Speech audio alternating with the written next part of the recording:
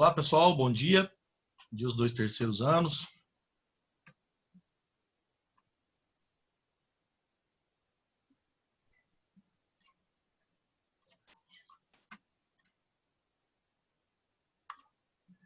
Deixa eu fechar aqui. Tudo bem com vocês? Beleza, né? Na semana passada, galera, eu não pude dar aula para vocês porque eu tive um problema de saúde, né? Eu achei até que fosse coronavírus.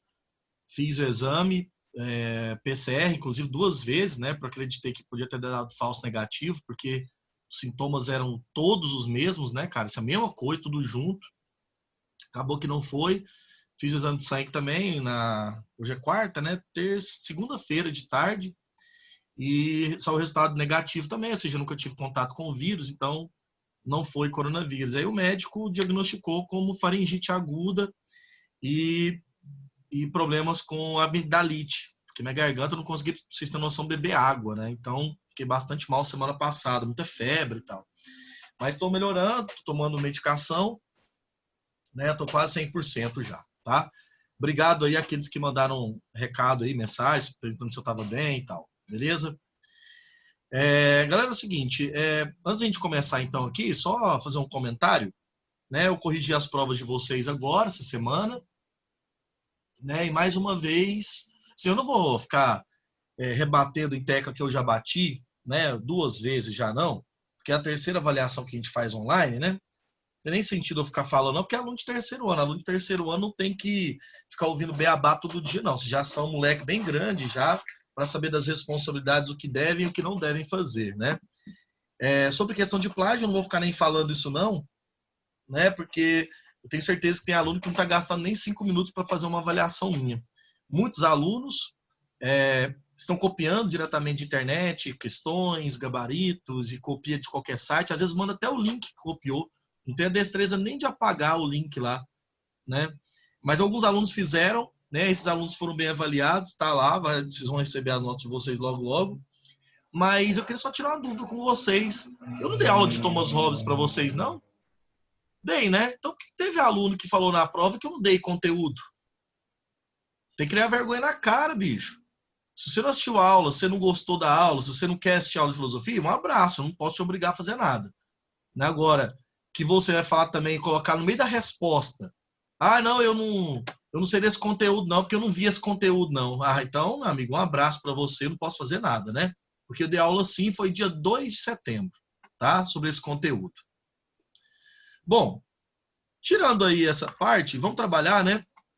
Eu quero que vocês tenham dúvidas aí, tirar dúvidas, aliás, da lista da penúltima aula nossa da última aula de filosofia sobre o tema do Thomas Hobbes. Alguém tem alguma dúvida? Porque hoje o tema da aula é John Locke. Nós vamos começar hoje a trabalhar o pensamento de John Locke. Filosofia Moderna 3.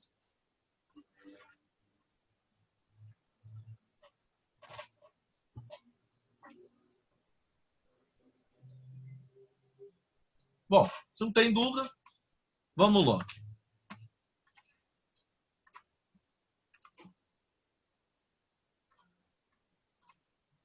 Seguinte, hoje nós vamos começar, né, mais um autor da filosofia política moderna. Nós havíamos na última aula trabalhado, nas penúltimas aulas, Maquiavel, Thomas Hobbes, hoje Filosofia Moderna 3, o John Locke, né? Então, por isso que o tema está aí no seu bate-papo, o título da nossa aula. O John Locke tem, dentro da filosofia, uma contribuição imensa. Uma contribuição que, na minha concepção, ela é inegável de vários pontos de vista. Um deles é a contribuição fundamental que o John Locke dá à formação da teoria política, né, e o desenvolvimento da política na modernidade. Sem dúvida, o Locke ele pode ser tratado de duas formas, tá? Eu vou apresentar para vocês aqui no bate-papo para vocês entenderem. Nós podemos pegar o John Locke e dividi-lo em duas áreas do conhecimento. A área do que a gente vai chamar de filosofia política, certo? Que é o que nós vamos tratar hoje, o tema do pensamento lockeano do contratualismo, o tema do seu liberalismo, uma separação dos poderes que ele já propôs, né? antes mesmo do Montesquieu, a noção de sociedade civil, certo? São esses aspectos mais da ordem política. Mas também o Locke, além de ser um grande filósofo político, ele também foi um grande entusiasta científico, né? Tendo sido médico, fazendo experimentos, inclusive científicos, né? E ele também é considerado um filósofo do conhecimento, que a gente chama de epistemologia, né? Que é a filosofia do conhecimento. A epistemologia é uma área da filosofia que vai investigar a natureza do conhecimento. E aí você vai ter o Locke como um teórico clássico do empirismo, né? Da origem dos sentidos, enfim, todo o conhecimento que se propõe o pensamento lockeano. Nessa primeira aula do Locke, a gente vai trabalhar a parte política dele. Quando eu for entrar nos empiristas, depois que eu terminar o René Descartes, aí eu vou entrar no Francis Bacon com vocês, aí a gente vai trabalhar os filósofos do conhecimento, tá? Bom, a primeira parte importante é o seguinte, o Locke desenvolveu, dentro da filosofia, um conjunto de obras extremamente importantes. Obras que eu faço até questão de mostrar aqui para vocês, que eu peguei aqui na minha estante. Epístola ou Carta sobre a Tolerância, que é um texto do John Locke a respeito do tema da religião, né? É o tema da religião que ele vai tratar assim, beleza? Segundo tema, o ensaio sobre o entendimento humano, que é a questão do empirismo na obra dele, beleza? E terceiro, segundo tratado sobre o governo civil, né? Que essa é a obra mais importante, essa aqui é a base da nossa aula de hoje, tá? O segundo tratado ou os dois tratados sobre o governo civil, obra de muita importância do pensamento lockeano, certo? Então vamos lá, para a gente considerar algumas coisas importantes aqui. O pensamento de Locke constitui dentro da filosofia, politicamente dizendo, uma defesa do liberalismo e uma crítica radical, uma crítica profunda à estrutura de funcionamento de organização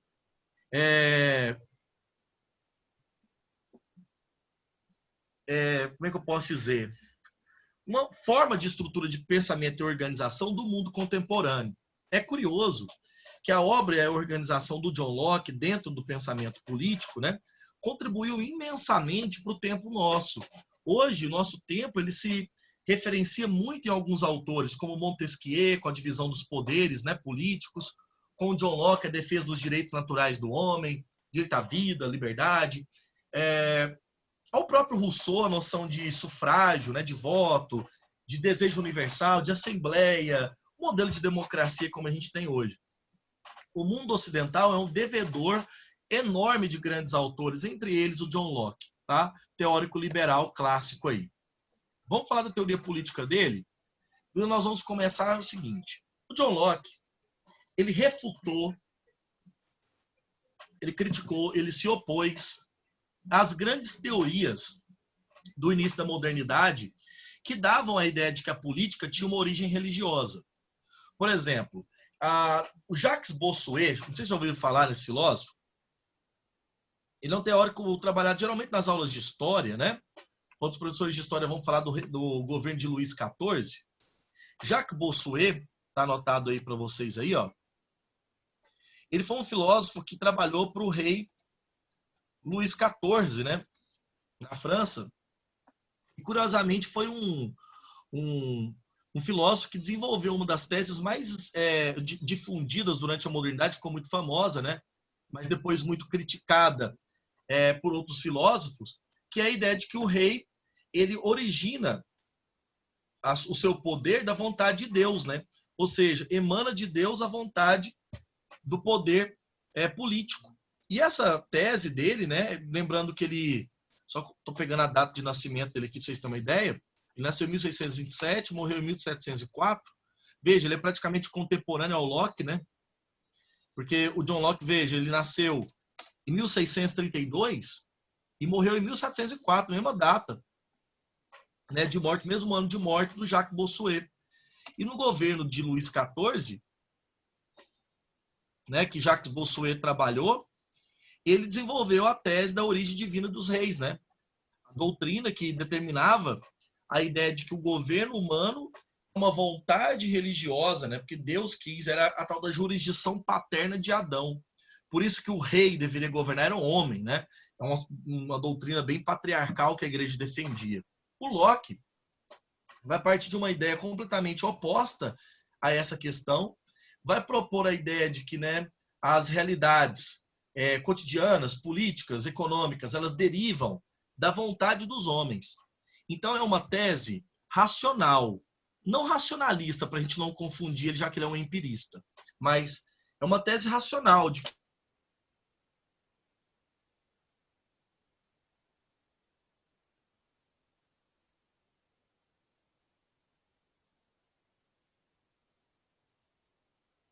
então sem religiosidade, da mesma forma que Hobbes também fez, beleza?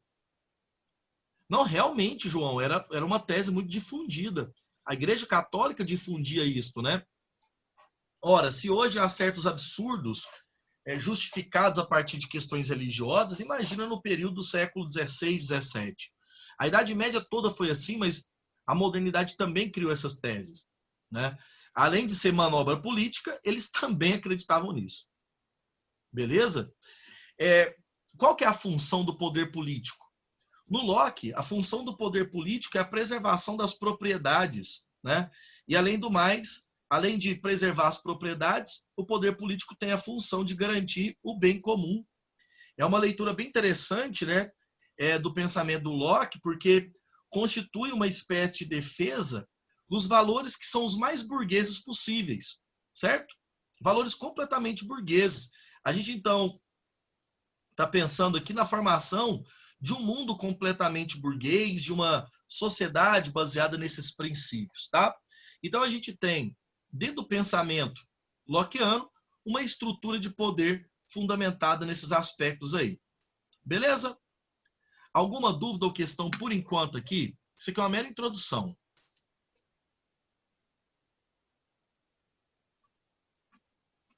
Bom, no John Locke, existe uma tese que é fundamental do pensamento dele, que é a tese do estado de natureza. Aliás, Hobbes, Locke e o Rousseau têm ideias sobre estado de natureza, mas são ideias completamente distintas, né? Vamos recapitular do Hobbes só para vocês entenderem como que o Locke pensa essa questão. Ora, no John Locke, no Thomas Hobbes, o estado de natureza é um estado de guerra de todos contra todos, certo? É um estado de natureza que está condicionado a uma noção de guerra completa de todos os homens contra todos os homens, né? Nessa tese do Hobbes, o homem no estado de natureza é guiado pelo conatus, aquele instinto competitivo, violento, que leva a uma guerra completa. A guerra é a regra no estado de natureza para Thomas Hobbes. O homem é lobo do homem, né? No John Locke, numa visão bem oposta, ele vai dizer que não. Os homens são governados pela razão. Racionalidade é a nossa inteligência, nossa capacidade intelectiva, né? Eu sei muito bem compreender as coisas, eu entendo o que eu falo, eu entendo o que eu digo, eu entendo o que as pessoas falam. Essa capacidade racional do homem, né, constitui uma lei da natureza. Dizia o John Locke que o homem é guiado pelas capacidades de inteligência que ele tem. Só que, ao mesmo tempo, como o estado de natureza é o momento antes de viver em sociedade, não é? É o homem antes da sociedade, o estado de natureza é o momento em que a humanidade está antes de viver sobre as regras do Estado. É o homem guiado pela liberdade completa. É a liberdade essente. Entende? É o homem livre na sua condição mais extrema possível. Olha o Locke, junta uma coisa na outra. O homem é completamente livre, né? Não tem regra nenhuma que lhe impeça de fazer nada. É igual uns aos outros. Ninguém é proibido de querer uma coisa. Por exemplo, no estado de sociedade, eu sou proibido de querer o carro do outro. Entende? Eu posso querer outro carro e, através do trabalho, comprar. Mas o carro do outro me é impedido. Uma pessoa que é pobre, pelas condições de pobreza que ela tem, ela não tem liberdade para querer a mesma coisa que um rico quer. No estado de natureza, não tem essas diferenças. Os homens são diferentes fisicamente, né? Intelectualmente, mas estão nas mesmas capacidades e potencialidades. Nada impede uma pessoa que é mais frágil e uma pessoa que é mais forte querer uma outra coisa. Mas veja, o estado de guerra pode existir? Pode. No Hobbes, ele é a regra. No Locke, ele pode existir. Mas ele é uma exceção. Sabe por quê? Porque Locke tem uma visão de homem, de humanidade, diferente do Thomas Hobbes, muito mais otimista. Locke crê que o homem é um ser dotado de uma característica boa, naturalmente boa, de uma essência que não é necessariamente competitiva. O homem é racional, ele sabe o que é o outro, ele sabe da vida do outro, da saúde do outro, ele entende, né, a posse que o outro tem, etc. Veja, os homens têm posses, eles não têm propriedades ainda, né? Eles têm posses, eles usam uma terra aqui, outros usam ali, etc. Propriedade quando você tem o título dela, né? A terra, nesse caso, ainda é um direito de posse que o ser humano tem no estado de natureza. Para que o homem abriria mão dessa liberdade, dessa suposta paz? Porque se a regra é a paz, mas a exceção é a guerra, então pode existir a guerra. Pode existir a guerra. A guerra não é a regra, mas ela pode existir. O que Locke está nos dizendo? Está dizendo assim, olha, já que nada me garante, né, que eu vou viver a vida plena, né, no estado de natureza, então é melhor que conjuntamente abrimos mão desse estado de natureza para criar uma sociedade civil que me dê segurança. O conflito não é a regra, o conflito é a exceção diante das condições do estado de natureza. Dúvidas e questões para mim aqui por enquanto? Eu não entendi muito bem o negócio da posse e da propriedade. Desculpa, pergunta de novo que só o áudio ficou ruim aqui. Eu não entendi muito bem o negócio da posse e a propriedade. Poderia Certo. explicar de novo, por favor? Perfeito. O estado de natureza, os homens vivem na Terra também, né? Como a gente aqui vive e tal. Só que qual que é a diferença? Por exemplo, esse apartamento onde eu moro é minha propriedade. Ele tem uma condição jurídica, ou seja, ele existe porque o Estado reconhece como minha propriedade. Tá vendo? Minha propriedade. Então eu posso comprar, vender, eu tenho o direito de uso e abuso disso aqui, né? O direito de abuso, por exemplo, é alugar para uma pessoa que não tem condição, né? E eu considero isso direito de abuso, né? Abusar sobre a propriedade. A posse no estado de natureza é que, como não existe o Estado, não tem lei nenhuma, as pessoas usam a terra, elas têm a posse dela, vivem ali nela. Compreende? A terra ainda não é uma propriedade, é uma posse. O ser humano se apossou daquele lugar, está ali trabalhando e vivendo. Compreende? Viu a diferença? Vi É sim, porque obrigada. não tem jurisdição, né? Não tem lei do Estado ainda. Nós vamos ver que vai transformar a posse para direito de propriedade. Tá? Que Locke parte. Agora a atenção de todo mundo. Se os homens do estado de natureza são guiados pelas leis da natureza, né? Comer, viver, sentir prazer e etc., são guiados por aquilo que é natural, eles detêm liberdade e igualdade. A violência não é a regra. A violência pode existir? Pode. Quando ela ocorre? Quando ela ocorre, como é que cada ser humano se protege? Locke deixa claro.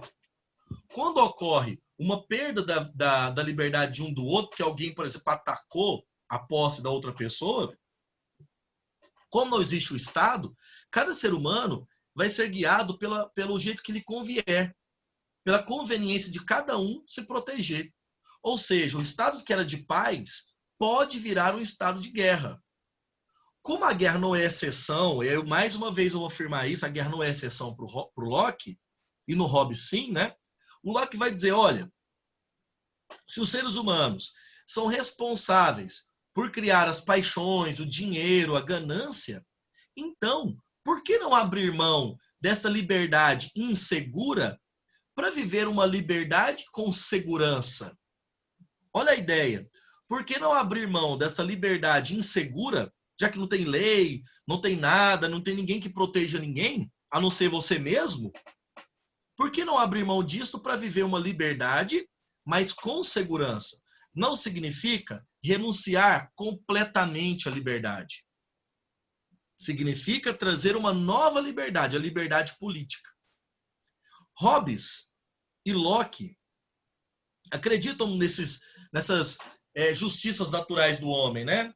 ninguém pode matar, etc. A vida é um direito inviolável. Mas o Locke tem 3 direitos que vocês precisam saber, e eu cobrarei isso nas próximas provas.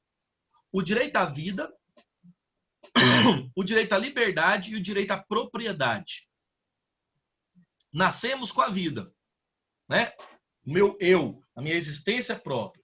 A liberdade é a minha condição de poder pensar, agir, andar, eu ser dona do meu próprio corpo, que é a minha primeira propriedade. Então, a primeira propriedade humana, a primeira propriedade que cada ser humano carrega é o seu próprio corpo. Então, se eu perguntar na prova quais são os 3 direitos invioláveis, né, e imprescindíveis para o Locke, direito à vida, liberdade e o direito à propriedade.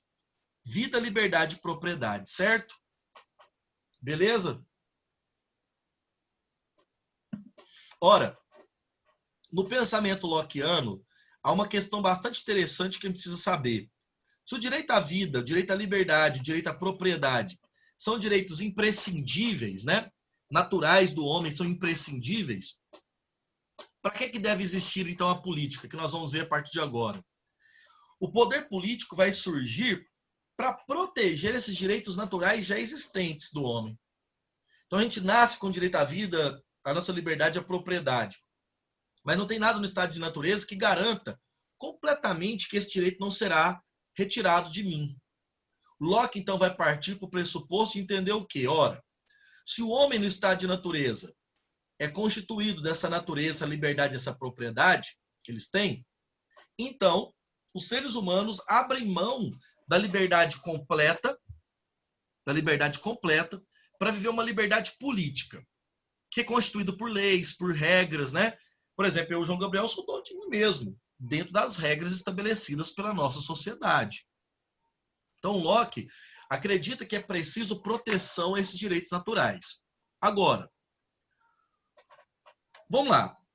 Eu vou perguntar uma coisa para vocês e respondam, não conforme filósofos nenhum, não, mas conforme o que vocês acham.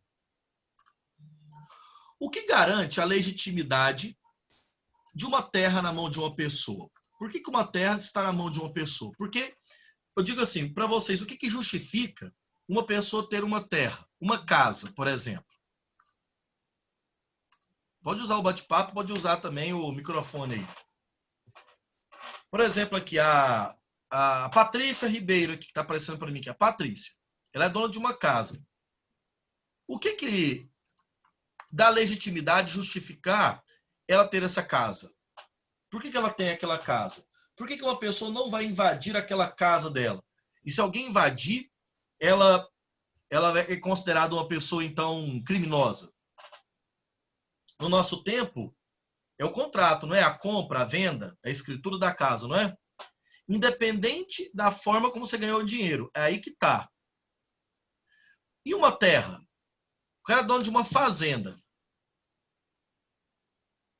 O que justifica ele ter aquela terra, aquela fazenda? A mesma coisa? Direito de compra?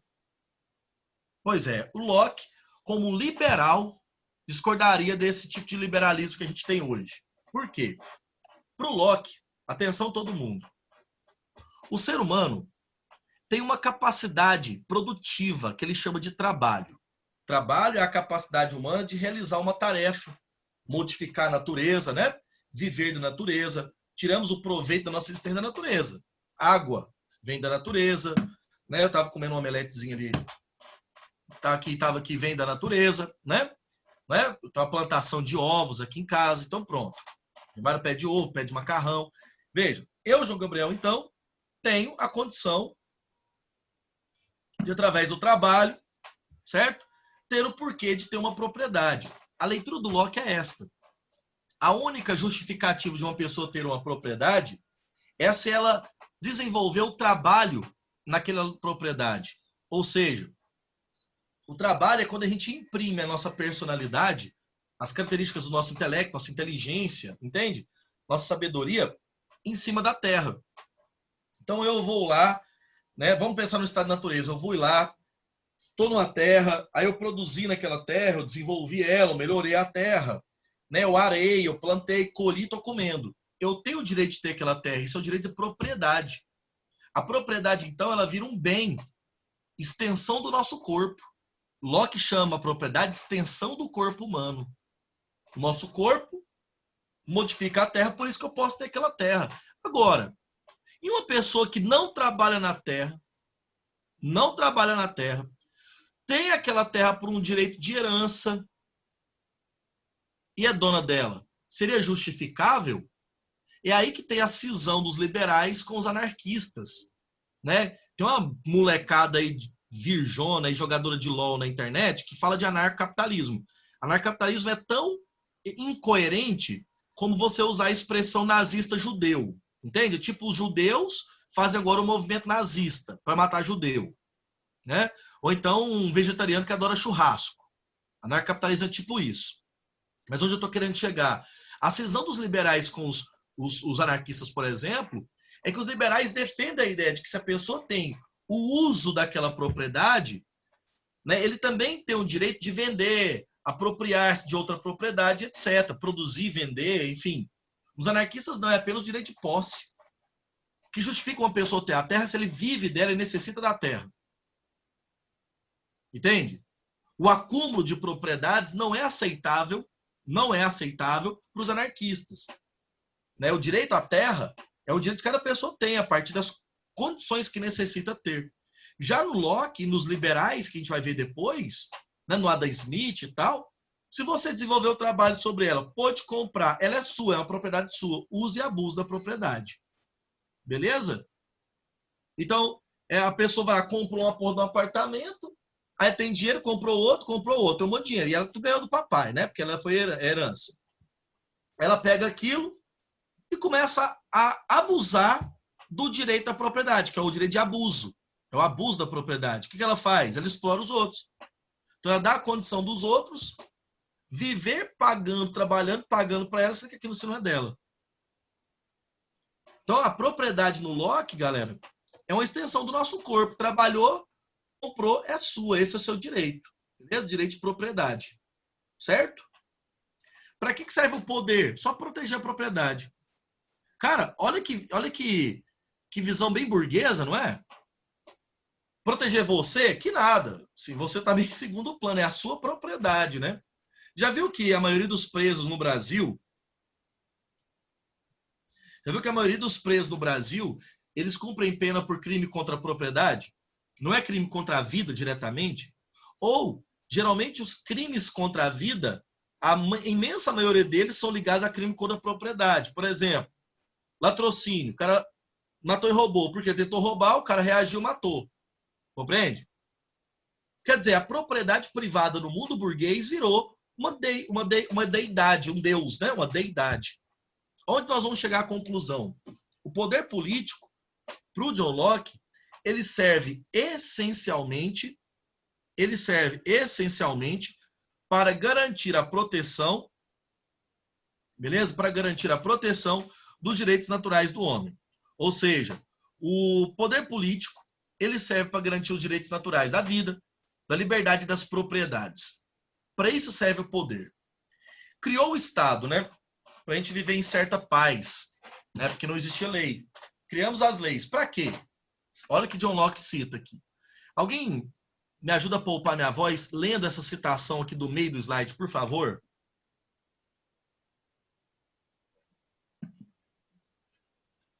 Por poder político é só isso. Por poder político, então eu entendo o direito de fazer leis, aplicando a pena de morte ou por via de consequência. Qualquer pena menos severa, a fim de regulamentar e de preservar a propriedade, assim como de empregar a força da comunidade para a execução de tais leis, e a defesa da República contra as depredações do estrangeiro. Tudo isso tendo em vista apenas o bem público. Obrigado, viu? Galera, olha o que o Locke está nos dizendo aqui no livro dele, Segundo Tratado sobre o Governo Civil. Poder político, eu entendo, olha, acompanha comigo, o direito de fazer leis. Beleza? Aplicando a pena de morte ou, por via de consequência, qualquer pena menos severa. Porque o Locke vai acreditar que a pena de morte ela deve ser apenas para determinados fins mais radicais. Não é uma regra, é uma forma de exceção. Aí ele vem aqui mais. Para a fim de, ou seja, com o objetivo de regulamentar e preservar a propriedade. empregar a força da comunidade para a execução das leis e a defesa da república contra as depredações do estrangeiro. Ou seja, a função do poder político é necessariamente fazer, antes de tudo, né, a condução de desenvolver uma proteção para chegar no bem público. Então é uma visão bem burguesa, cara, e bem contemporânea mesmo. Quando eu falo visão burguesa, é o que do nosso tempo mesmo, né? Ou seja, preservar a propriedade para proteger o bem comum da sociedade civil. Então, no pensamento do Locke, a estrutura de uma organização política é essa, beleza? Tranquilo? Pena de morte é uma exceção, tá?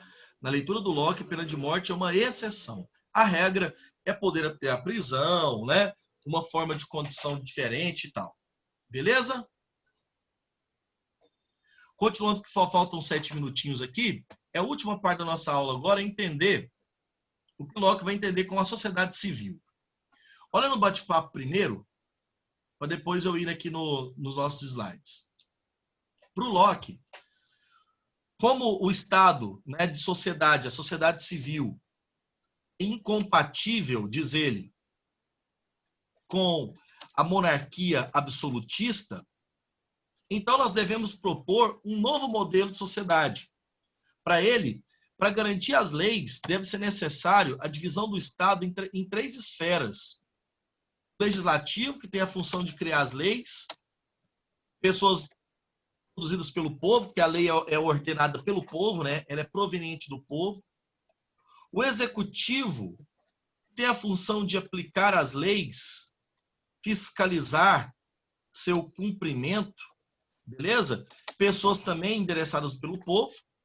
E a terceira esfera do poder, o poder federativo.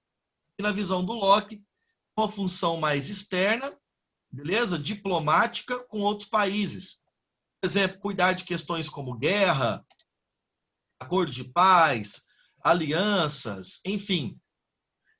A terceira esfera do poder judiciário só aparece no Montesquieu, filósofo francês. Aqui no Locke, as 3 esferas servem para garantir a estabilidade social. Ou seja, o político, né, o Estado, ele é um representante direto da vontade do povo, entende? Da vontade do cidadão. Então, o Estado tem o seu representante político apenas para mediar o conflito entre os homens. Nós somos guiados pela liberdade ainda, mas o conflito é mediado pelo Estado. Eu, João Gabriel, posso sair de casa agora e abandonar o trabalho, mas se eu for processado por ter abandonado o trabalho, é o Estado que vai mediar essa relação de conflito, não é eu e a empresa. Tá bom? Juridicamente, nós temos leis que nos garantem assim. Ah, o pai não assumiu a criança, é filho dele, ele não assumiu, ele desapareceu. Ele tem essa liberdade de desaparecer, mas vai ser punido porque tem regras dentro de uma sociedade, beleza? Que vai lhe punir, e é o Estado que vai fazer isso. Se a própria mulher vai lá, cobra o cara e mata o cara porque não pagou pensão, ela está cumprindo um crime também. Então, tá vendo que o Estado, ele atua no lugar do indivíduo. Então, o Locke está condicionando o Estado com uma função importante. Entende? Fazer vigorar as leis. Fazer vigorar as leis. Tudo bem? Alguma dúvida ou questão aqui? Só concluindo, meu raciocínio aqui é que a preservação das propriedades, né, é o ponto mais fundamental das leis, cara. Proteger a vida do indivíduo, né? Ninguém vai matar ninguém. Se matar, pode até ter pena de morte. Ninguém vai tomar a propriedade do outro, ninguém vai escravizar o outro. É uma relação de liberdade mais plena. Certo? Tranquilo? Essa aula é boa para aqueles que falam que só dá aula de comunista, né? Já dei aula de absolutista, cristão. Nem comunista, só o Marx, né? Até agora. Vamos lá. Veja. Professor. Sim? Quando alguém fica em uma terra, tipo assim, a terra não é dela, e ela fica um tempo, uns 10 anos, aí ela não pode sair de lá se ela não for ressarcida pelo Estado, alguma coisa assim, né? Entra nesse pensamento do Locke? Então, é o seguinte, dentro das estruturas atuais, né, a gente tem que tomar um pouco de cuidado para não, às vezes, não aproximar demais um autor de uma época muito distante, né? Mas, por exemplo, no nosso tempo, o direito de uso de propriedade, né, que é o direito de assentamento de terra, ele tem na nossa legislação, ele é permitido desde 46. Até durante a ditadura militar isso foi muito permitido. Que regulamenta o quê? O direito de uma pessoa que usa uma terra, que não tem escritura sobre ela, né, não é escriturada a terra, mas trabalha nela e tem uma ligação com ela há muito tempo. E serve até mesmo para as comunidades indígenas. No Locke, ele está falando da propriedade lá na origem dela, na origem da propriedade, lá na primeira propriedade possível. Aqui no nosso caso, a pessoa usa uma determinada terra, se apossando dela, às vezes uma terra devoluta ou uma terra abandonada, que quem tem propriedade não tem só o direito sobre ela, também tem dever. Esse é o problema que essa classe política brasileira não entende, né? Quem tem a propriedade, além de ter direito, tem que ter dever sobre ela, inclusive se ela é produtiva. Se a terra fica lá abandonada, largada, ninguém faz nada, tem pessoas que precisam de viver aquela terra e vão ocupar aquela terra. Tá entendendo? Então, dentro da teoria lockeana, daria para aproximar, assim, com certas proporções de diferença. Tá? O indivíduo ocupou a terra é dele, porque ele imprime e trabalha na terra. Beleza? Dúvidas? Ou mais questões aqui para mim? Tá de boa? Então veja, galera, só para concluir meu pensamento aqui, cara, é que no Locke existe uma questão interessante, né, que é a defesa da propriedade privada, né? Ah, tem um atrito entre os homens. O que tem que fazer? Um juiz, fora das relações atrituosas, julgar o caso. E que aquele julgamento sustente, né, um poder de decisão dele, ou seja, que tenha sustentabilidade. Quer dizer, é a base do nosso tempo. Locke é um dos autores que mais influenciou a formação do tempo contemporâneo. Certo? Essas ideias que hoje ele defende, que ele defendeu naquela época, hoje são consideradas já ideias básicas, não é? Ideias ridículas, né? Mas na época dele não. Na época dele foi considerado revolucionário. Até porque é a época das revoluções burguesas. Apresentar esse tipo de tese liberal aqui, naquela época de absolutismo, de nobreza, nossa, era pedir para perder a cabeça. Beleza? Aliás, quantas cabeças a burguesia também não arrancou? Não é verdade? Tranquilo? Então, uma boa semana para todos vocês aí. Dá um abraço. Semana que vem nós voltamos na sociologia. Valeu?